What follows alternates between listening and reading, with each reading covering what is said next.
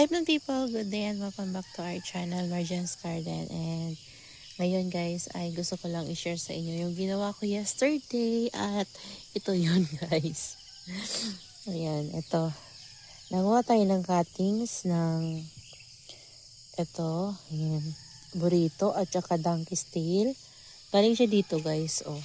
Kinat ko lang kasi yung part na nandito guys ay medyo kalbo. So, naisip ko na ikat ko yung iba. Tapos, air dry ko. Saka ko itutusok dito, guys. Actually, nalagyan ko na siya ng mga cuttings before. Pero kasi parang kulang pa din. So, para mas mapuno lang yung dito. Kasi itong area na to, guys, ay kinuhanan ko to nung sa may nakatanim dyan, nakapaso na sa clay pot. Yung yung parang Tinkerbell, ano ba pangalan? Nakalimutan ko. Basta kamukha siya ni Tinkerbell. So, dilagyan ko na lang to ng soil. Kaya dito, may bakante dito. So, ito yung mga nauna kong na-propagate talaga, guys. Ayan. Sobrang kapal, diba? Tapos may mga bago siyang tubo na babies. Ayan. So, ayan sila guys. Tapos ito guys, plano ko rin siyang dagdagan din ng cuttings. Ayan o. Lalagyan ko naman na to guys, pero kasi parang kalbo-kalbo pa rin. So lalagyan natin para mas magandang tingnan. Medyo matagal kasi lumago. Ayan. So dito naman, ito yung ano natin, burrito na makapal na. Ayan, iniisip ko na kuhanin siya ulit guys para pandagdag. Ayan. So ganito guys yung ginagawa ko kapag nagpo-propagate ako. Kinukuha ko talaga yung lalo yung mga ganyan, yung mga mapayat-payat. Kinukuha ko yan guys para magkaroon siya ng bagong tubo. Tapos, tumataba na. Ayan, pag nagdadagdag tayo ng garden soil, kunin natin to kasi medyo mapayat siya. Ayan o. Tatanggalin lang yung dyan. Tapos ginaganyan ko. Ayan. Tapos uhulog ko lang yan dyan guys. Oh. Ayan. Ginaganyan ko lang yung nakuha natin na leaves. Ayan. Tapos saan pa pwedeng kunin? Ito. Kasi medyo pangit yung niya guys. Oh.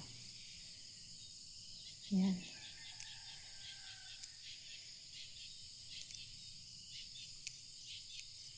Tapos puputulin natin. Diyan lang natin ilalagay guys. Yung mga leaves na kinukuha natin diyan lang. Yan.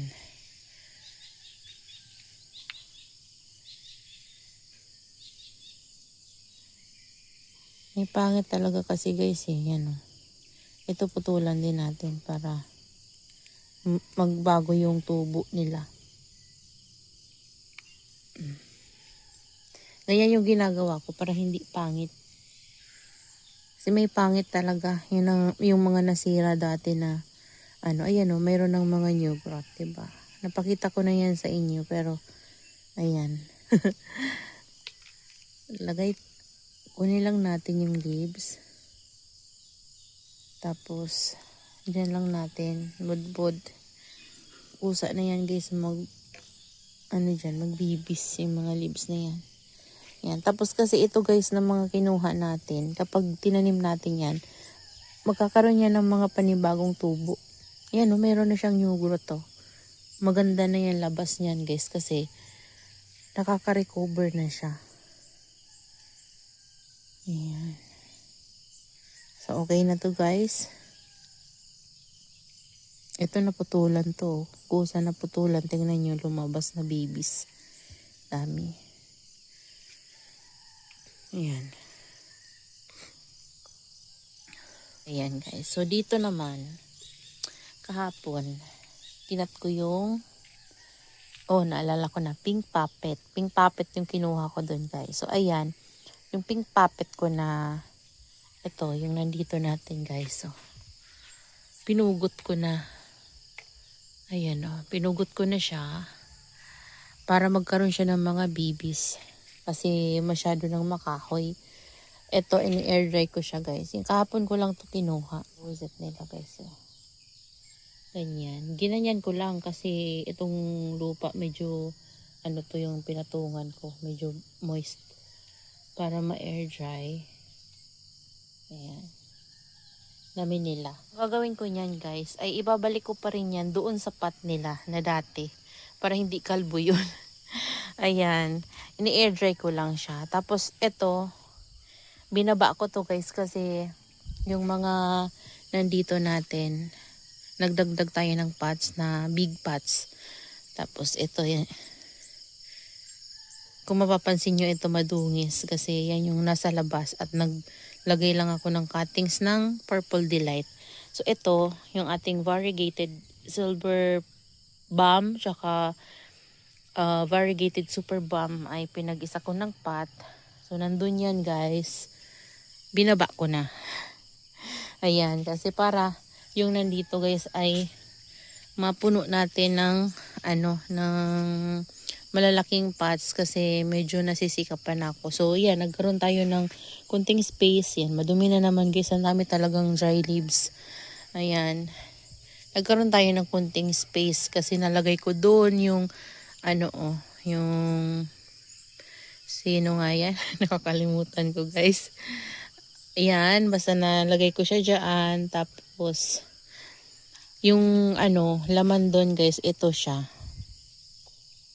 Ayan. Ayan sila guys. So, ito kinat ko din kasi ito eh. May may uod. Oh. Uod yun eh. Kainin niya yung bibi ng, nagbibibi ng kasi siya guys oh. Ayan. So, kinat ko kasi siya at naglagay tayo ng mga Purple Delights. Uy, may cuttings dito. Ano ba to? Siksik na natin guys. Ayan. May cuttings ng Purple Delight. Nilagyan ko lang sila. Lilinisan ko na lang yan guys. Kapag nag-spray tayo, ginaganon ko lang yan. Oh. Tapos ikot-ikutin lang natin. Mawawala yung dumi niyan. Tsaka ito. Yan, ito. Tinanim ko na yung mga cuttings ko. Ayan guys. So, si Pretty in Pink yan. Ito yung mga leaves si Pretty in Pink. Yan. Pinagsisiksikan ko lang guys ng ganito. Kasi meron diyang mga hybrid Ellen. May Chloe. So, pinagsisiksikan ko lang ng Purple Delight para magkaroon ng laman. Ayan. Tapos ito, ayan na guys, oh. Ayan, ito yung isa.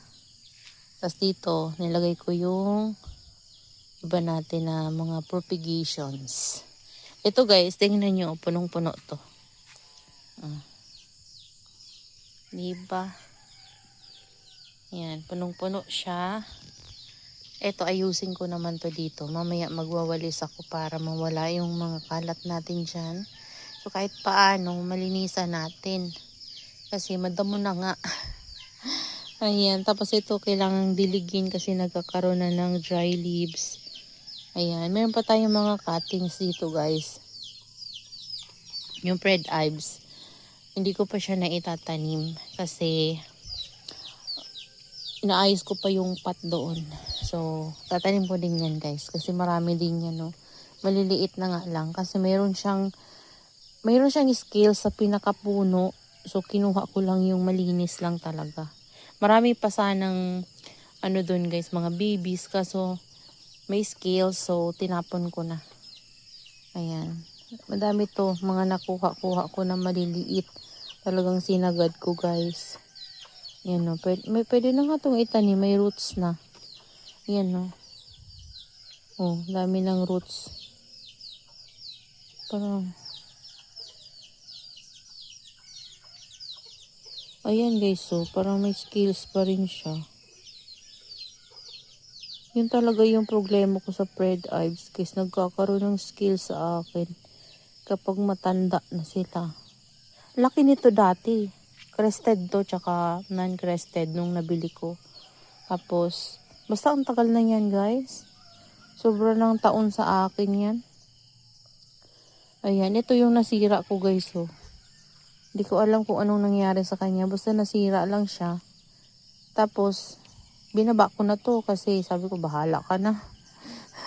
Kasi unti-unti nagmamashi yung ganito niya. Hindi ko naman siya diniligan. Siguro, nasira talaga siya guys nung bagyong 1. Kasi natanggal nga yung bubong na overwater siguro to. Kasi medyo maarte to sa water. Ayaw niya nang lagi siyang basa. So, malaki yung pot niya. At nabasa siya ng sobra. Yun, nag-start siyang magmashi-mashi. Pero lumaki siya nun guys ha. Lumaki muna siya ng sobra. Malaki na to. Lumaki lang siya ng sobra. Tapos, yung baby niya lumaki din. Tapos, yun, nag-start na siyang magmashi-mashi. Yan. Binalik na din namin yung bubong nun. Pero, ewan ko sa kanya guys. Ito yung wala pang baby. Yung macaron natin. Tapos yung nakuha natin guys, so medyo nagkaroon na ng color. Ayan, medyo nagkaroon na ng color. Yan. So dito muna natin siya para maarawan. Ito yung pinugutan ko last time, parang nagkaroon ng dry sa pinaka dulo, pero okay lang yan guys. Yan. Sa dulo lang naman. Papupuno din yan kapag nagkaroon na ng babies. Ang bait lang naman guys ng hybrid Ellen. Ayan may pups na nga yung iba. Ayan. So, yan lang guys. That's all for today's video. Inayos ko lang sila dito guys kahapon para mapuno natin ng puro purples yung nandito. And puro big pot kasi naguguluhan na talaga ako sa kanila. Ayan. Medyo matagal-tagal pa kasi tayo guys makakapagpagawa ng greenhouse. Ayan, wala pa tayong budget. Ayan guys, so tingnan nyo may pups na oh. Ang bilis diba? Ayan oh. Ito lumalaki na yung mga pups oh. Oh, diba? Tingnan nyo guys. Oh. Tapos yung mga pinugutan natin last time. Ayan, may mga pups na. Tapos syempre, yung mga last na napugutan natin, meron na din silang pups maliliit. Ayan. Oh, 'di ba? Dami nila, guys. Oh. Namuti-puti. Namumuti sila sa mga pups nila. Ayan, oh. Ayan, nakita nyo ba? 'Di ba? Ang dami na, lumalaki na sila, guys. So, kasi sila ngayon? Buhay na buhay dahil season nila taglamig. Ayan. Ito din, lumalaki na rin yung mga pups. Ito yung mga nauna ko kasi guys, napugutan. Yan o, kita nyo yung pinugutan ko dyan. Ito nga dami binigay, 1, 2, 3, 4. So, diba? Kapag lumaki yan sila, ang ganda niyan guys. Ayan. May mga nahiwa na overwater na yan. Ayan. So, kapag nandito ako, gumaganda sila. Kapag wala ako, pumapangit talaga sila, guys. Ayan. So, kahit paano kasi, guys, araw-araw, naiikutan ko sila kapag may time. Pero, kahit hindi naman, guys, maikutan palagi. Minsan na papabayaan ko rin kasi nandun ako nakatutok sa mga cactus ko. So, tinitingnan ko lang sila kapag nagkaroon ako ulit ng time. So, okay naman sila guys. Basta lagi lang sila maalagaan sa fungicide, lalo na itong mga Peachno and Murasaki. Para safe, hindi sila magkakaroon ng sakit. At syempre sa uod na rin. So yun lang guys, that's all for today's video yan. I hope you enjoy watching and see you on my next vlog. Happy gardening everyone. Bye!